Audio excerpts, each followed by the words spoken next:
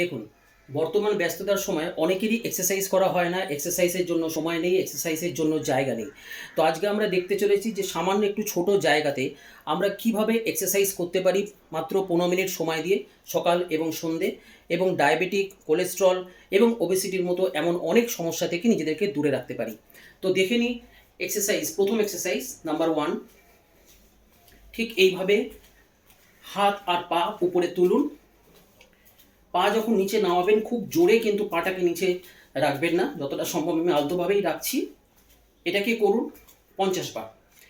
এবার 2 নম্বর এক্সারসাইজ, এইভাবে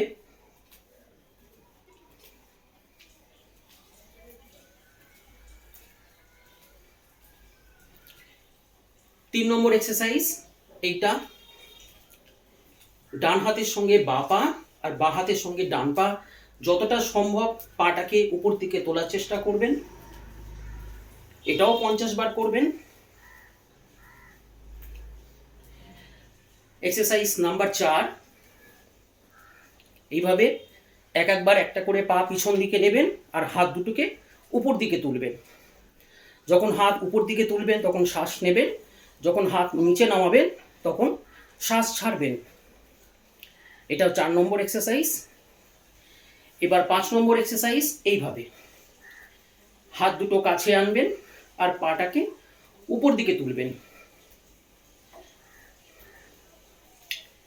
এটাও করুন 50 বার।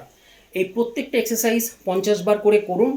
আপনার ক্ষমতা অনুযায়ী এটাকে একবার করতে পারেন, অথবা এটাকে এই সার্কেলটাকে 2 বার রিপিট করতে পারেন, অথবা 3 বার রিপিট করতে পারেন।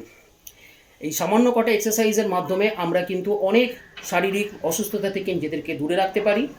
এরকম আরও অনেক ভিডিও নিয়ে আমি আবার আসবো। এখনকার মতো নমস্কার।